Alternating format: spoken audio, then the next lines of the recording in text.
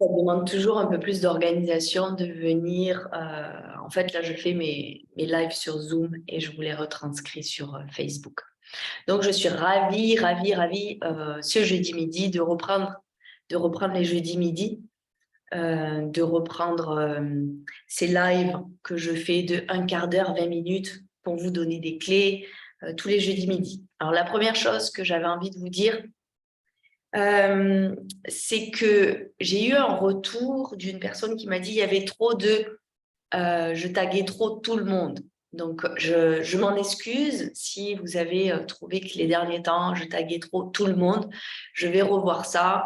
Je vais moins vous taguer.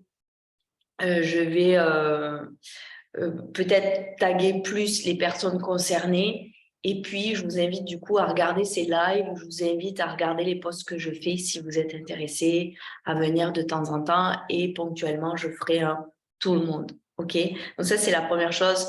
Mea culpa, mes excuses pour ça. La deuxième chose, l'idée, c'est que ce groupe ne soit pas énergivore pour vous, il ne soit pas, comment je vais dire, désagréable pour vous. Au contraire, que ce groupe soit pour vous porteur. Moi, je suis là pour que ce groupe soit porteur pour vos projets, que vous vous rendiez compte, bien sûr, de qu'est-ce que ce serait d'être accompagné, qu'est-ce que c'est d'être en contact avec une coach, quelle est mon énergie, est-ce que ça match, est-ce que vous aimez. Et voilà, il y a des personnes qui m'ont suivi pendant un an et puis au bout d'un an, elles ont dit « Ok, je suis en accompagnement avec Julia » parce que ça m'a tellement apporté dans ce groupe et dans les lives que j'ai envie d'aller plus loin. Okay, l'idée, c'est vraiment ça, c'est que déjà, vous baignez vraiment dans l'énergie que je vous apporte, les clés que je vous apporte déjà de façon offerte et gratuite. Il y a énormément dans ce groupe, vous pouvez faire déjà beaucoup de choses. Donc ça, c'était la première chose. Je vois, alors si, ah oui, il y a 4 personnes qui regardent.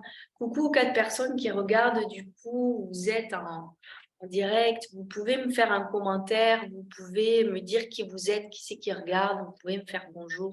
Donc, je dis bonjour aux 4 personnes qui sont là. Je suis ravie. Je pensais qu'il n'y aurait personne parce que le sujet que je vais aborder aujourd'hui, gestion de crise, gestion de projet, c'est pas trop kiff ta life. Je me suis dit, mince, mince, ouais, le kiff ta life, gestion de crise, pas trop. Mais j'ai envie de vous dire, aujourd'hui, j'ai envie de vous dire une chose, c'est que je ne sais pas si je dois regarder là ou là, en fait. C'est pour ça qu'avec mes yeux, je fais comme ça. Donc, je vais regarder la caméra et je verrai après.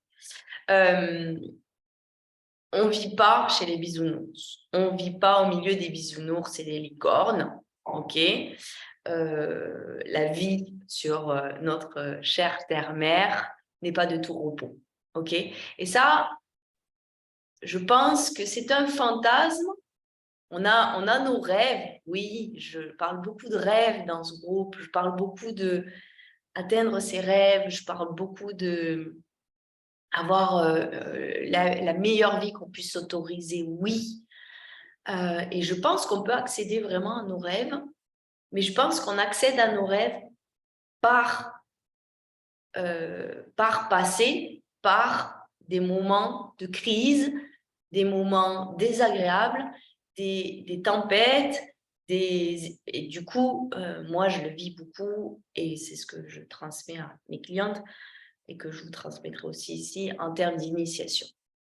Pour moi, on est obligé, pour avancer sur notre chemin, on va dire, d'âme évolutif et aussi de projet, de passer des étapes. Et donc, ces étapes-là, à un moment donné, ben oui, elles sont pas forcément faciles. Il y a eu une crise, il y a quelque chose qui est arrivé dans ma vie. OK.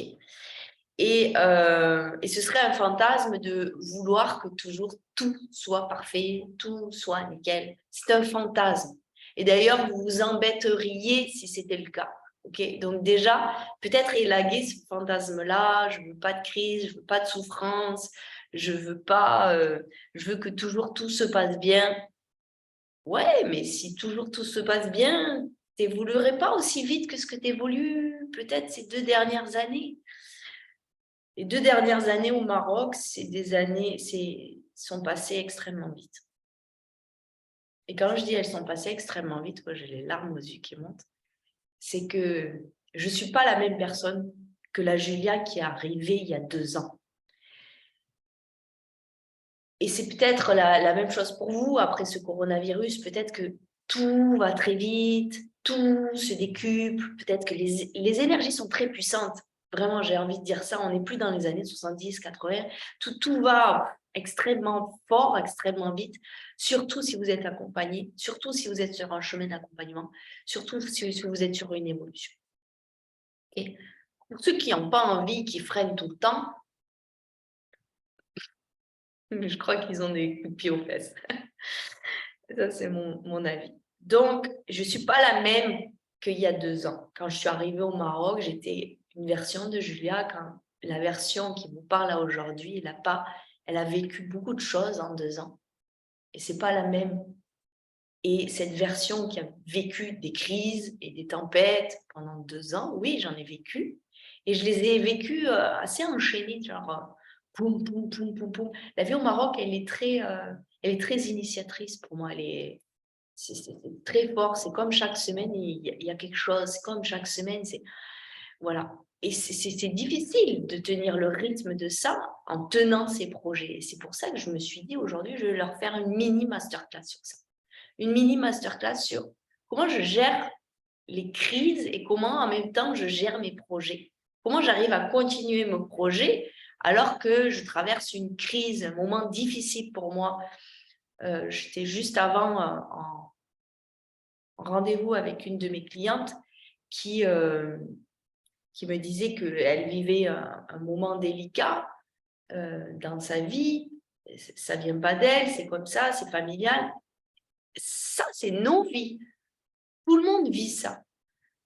Donc, arrêtez de fantasmer, première chose. Arrêtez le fantasme sur les réseaux sociaux, leur vie est magnifique et tout ça. Okay. Donc déjà, on enlève ça. Qu'est-ce que j'aimerais définir ce que j'appelle crise.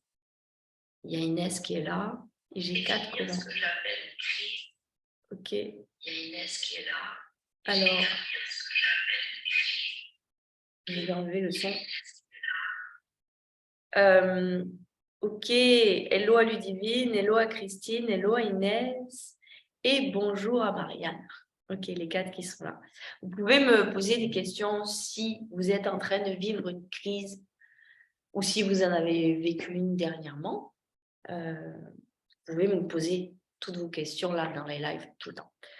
Donc, ce que je définis comme crise, ça peut être soit dans le pro, soit dans le perso.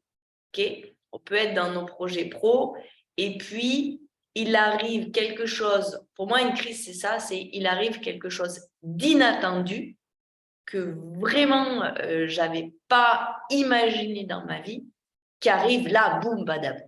Ok, boum. La chose que vraiment je m'y attendais absolument pas.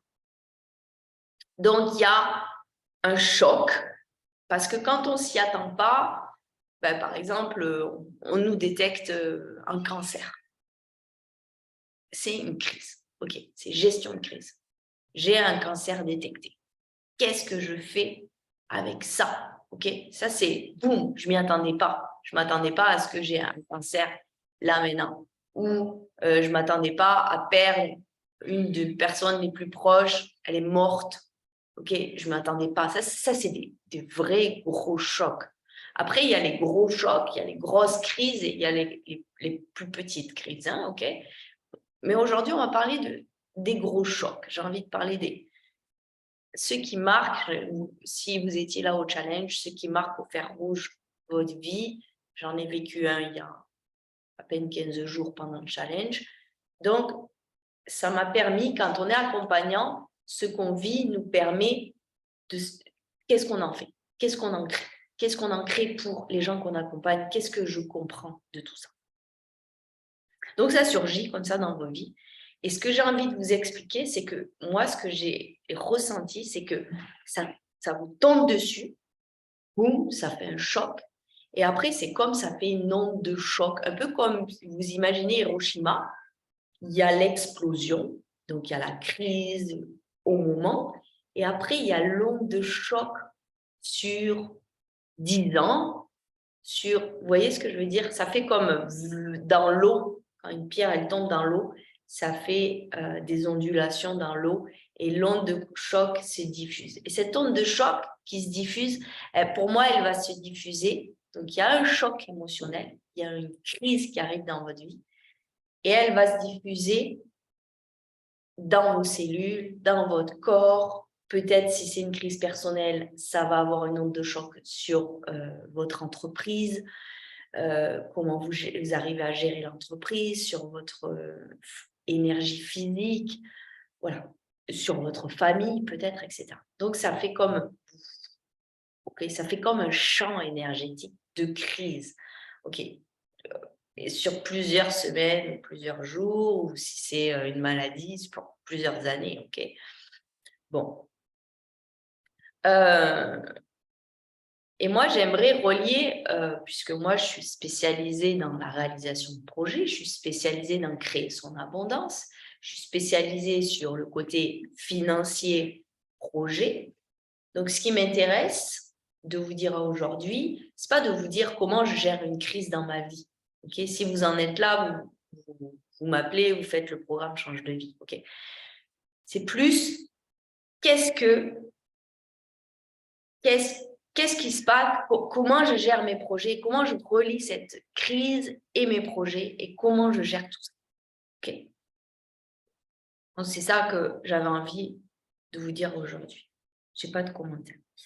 Parce que ce que je me suis rendu compte, c'est que quand une crise arrive, ben, c'est extrêmement difficile de tenir ses projets, c'est extrêmement difficile de tenir ses comptes, c'est extrêmement difficile de tenir le plan financier, c'est extrêmement difficile de tenir les actions, c'est extrêmement difficile de tenir juste le bateau là qui est en train de prendre l'eau, quoi. Donc, la première chose que j'ai envie de vous dire dans cette mini masterclass, c'est vraiment une mini masterclass, quels ont été mes choix, de regarder quels ont été mes choix qui font que cette crise apparaît dans ma vie. Est-ce qu'à un moment donné, j'ai la responsabilité? Bon, si c'est un cancer, par exemple, je prends cet exemple-là, ça peut être, est-ce que les 20 ou 30 dernières années, je n'ai pas pris soin de moi, j'ai mangé n'importe quoi, j'ai fumé comme un pompier, voilà, j'ai bu de l'alcool. Ok, j'ai ma responsabilité de maintenant, il arrive peut-être un cancer dans ma vie. Ok, où est ma responsabilité? Quels sont les choix que j'ai faits? J'ai choisi de manger pas sainement par rapport à sainement. Ok, donc d'aller voir, donc je prends cet exemple-là, mais on va prendre, je sais pas, peut-être vous devez vous séparer de quelqu'un et le choix que vous avez fait avant, les années avant, c'est le choix d'avoir choisi cette personne-là, de vivre avec cette personne-là. Donc, le choc, j'en sais rien. Je pense à ces femmes qui ont des chocs comme des divorces difficiles. OK, mais il y a votre responsabilité. Dès que vous allez voir quels ont été vos choix en amont, vous sortez de la victimite. Vous sortez du mode victime directement. Vous allez voir directement, ah oui, mais en fait, cette crise, elle apparaît parce que j'ai fait tel et tel choix. Et je pense aussi à une de mes clientes, je lui dis, mais tu veux aller jusqu'où avec ce choix-là? Tu veux aller jusqu'où? Tu veux avoir un choc jusqu'à prendre la décision d'arrêter ça? Ou est-ce que tu prends la décision maintenant? Ce que j'ai envie de vous dire, c'est que si vous êtes dans j'arrive pas à prendre telle et telle décision, vous pouvez à un moment donné, 6 mois après, 1 an après, avoir un choc, qu'on vous dise, bah oui, mais regarde, tu n'as pas pris la décision il y a 6 mois, mais maintenant, tu as le choc. La vie va venir vous choquer. Okay. Donc, c'est nos choix. Il y a quand même, en amont, regardez les choix.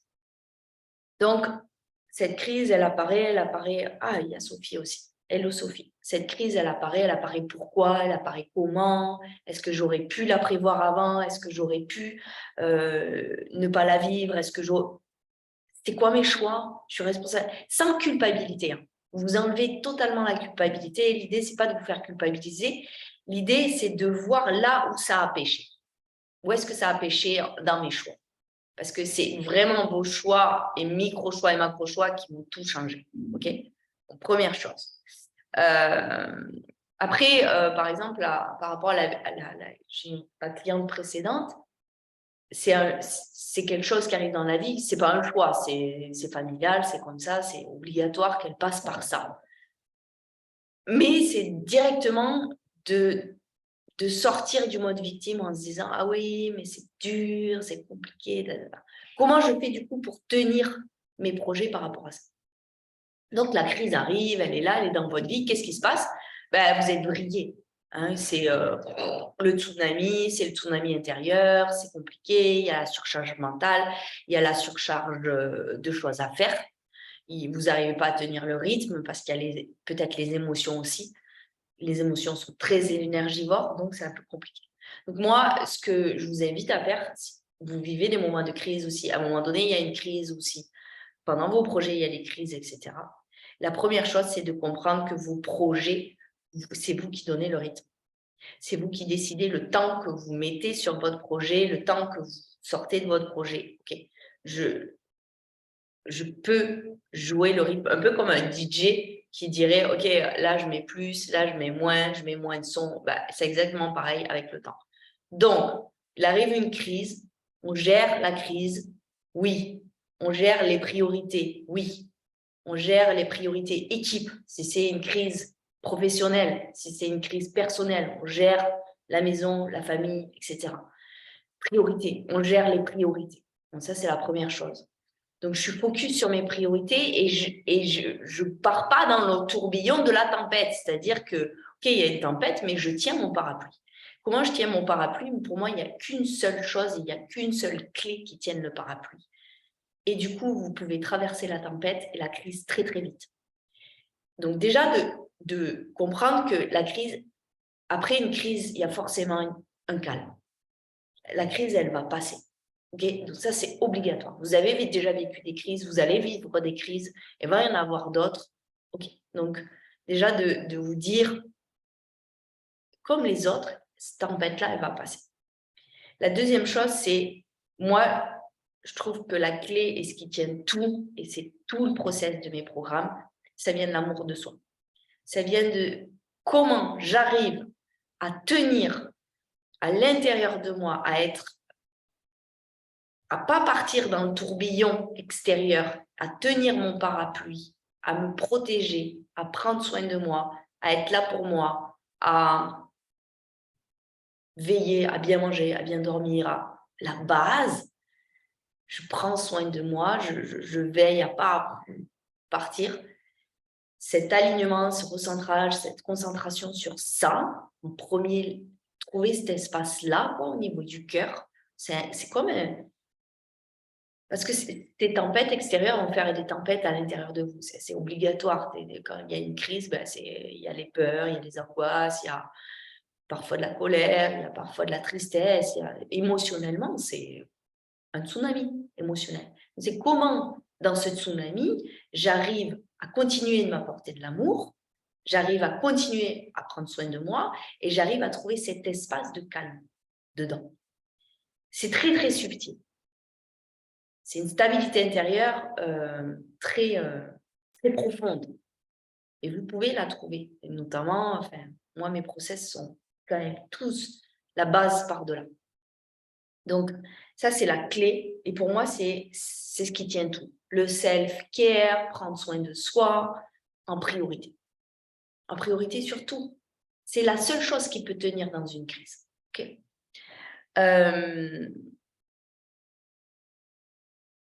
Et c'est la seule chose qui peut tenir dans je continue mes projets. Donc, je gère mes priorités, mais je continue à être là pour eux. Je continue à les soutenir. Et ça, c'est vraiment parce que je m'autorise le meilleur pour moi, parce que je suis en amour pour moi, que j'arrive à continuer à faire tel projet, j'arrive à continuer à faire ça, j'ai pris telle décision. Donc, je ne suis pas prise par tout ce qui arrive, ça déferle dans ma vie, je subis, je suis victime, c'est la merde, c'est dur, c'est...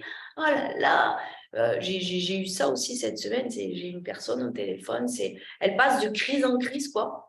Quand je l'entends, rien que ces messages vocaux, c'est jamais ça respire, elle est épuisée tout le temps, toujours fatiguée, toujours... et passe de crise en crise. Si vous passez de crise en crise, il y a un problème. C'est dans votre champ énergétique, c'est vous qui venez attirer les crises aussi à vous. Donc, regardez ça, quoi. Et sortez le plus vite possible du mode victime et surtout, faites-vous accompagner, quoi. Là, si vous passez de crise en crise, prenez le process change de vie, vous allez voir, ça va s'arrêter ou du coup, surtout, vous allez les vivre complètement différemment. OK. La dernière chose, je vais regarder si vous avez des commentaires. Oui, parce que je suis à une demi-heure déjà. Alors, je ne vois pas vos commentaires. Pourquoi je ne vois pas les commentaires? Ah, voilà. Alors, hello Inès, hello. Vous pouvez me faire des commentaires, quoi. En psycho, on appelle cela un bénéfice secondaire. Oui, bien sûr. Et donc, j'en viens à ça. Ça, c'est Sophie. Sophie qui nous parle de bénéfice secondaire. La crise apparaît, pour moi, la crise est une initiation. La tempête est une initiation. C'est OK, qu'est-ce que je suis en train de vivre? Qu'est-ce qui se passe pour moi? Voilà. Et bien sûr, c'est d'aller voir. Mais quand on est dedans, j'aime bien Sophie que tu dis ça, mais quand on est dedans, c'est très difficile de regarder déjà le bénéfice en plein milieu de la tempête. Moi, cette masterclass-là, cette mini masterclass-là, c'est vraiment pour vous dire que quand on est dans la tempête, c'est OK d'être dans la tempête. Soyez OK d'y être dedans. OK, j'y suis dedans. Et c'est OK pour moi.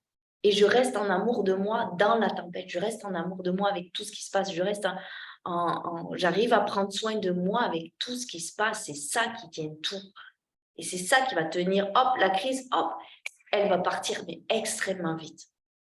Et si vous arrivez bien sûr à voir le bénéfice de la crise, voir la tempête, et je terminerai par ça, et à comprendre qu'est-ce quoi mon initiation, c'est quoi que j'apprends, c'est quoi qui se passe, là, vous allez la traverser à une vitesse de l'éclair, vous allez manifester la vitesse de l'éclair. Votre nouvelle version, votre futur moi, là où vous voulez aller, mais extrêmement vite. Si vous restez dans la victime, la vie est dure, ma vie est dure, c'est toujours compliqué chez moi, c'est toujours, ma vie est, voilà, c'est compliqué, je fantasme, je voudrais ci, je voudrais... Moi aussi, j'ai fantasmé ici en venant au Maroc, j'ai fantasmé la vie au bord de la piscine. J'ai eu des moments au bord de la piscine et j'ai eu des moments difficiles. J'ai eu les deux. J'ai eu des moments où, waouh, c'était le panard total, mais j'ai eu des moments difficiles aussi. C'était la vie, il est comme ça. Donc, euh, voilà. Et il y a vraiment de voir, OK, qu'est-ce qui se passe là? Quel choix j'ai fait? Qu'est-ce qui se passe? Qu'est-ce que j'ai à travailler? Est-ce que vous avez des questions? Vous avez des commentaires? Je vais rester juste 2-3 minutes.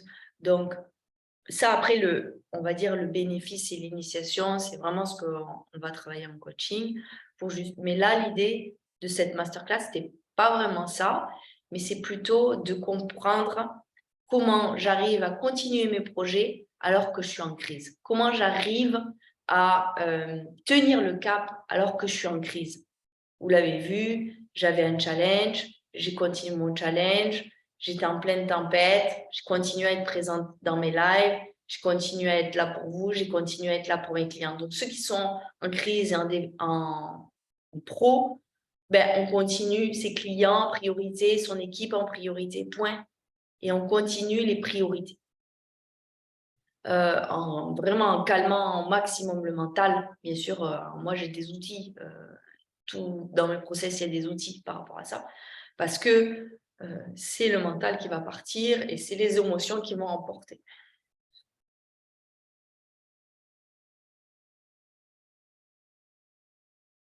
Bon, Vous n'avez pas de commentaires? Ok. Peut-être c'est très très clair pour vous. Je ne les vois pas encore apparaître.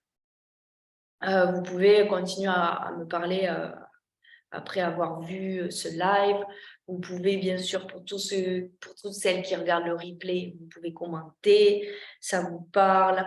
Donc j'ai envie de dire à celles qui vivent de crise en crise, prenez rendez-vous, faites un call avec moi, discutez avec moi, c'est quoi vraiment ce qui se passe dans votre vie. Le programme Change de vie, là, il est excellent pour vous.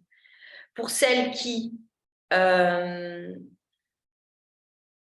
ont du mal à gérer les crises, les émotions, ben, allez voir.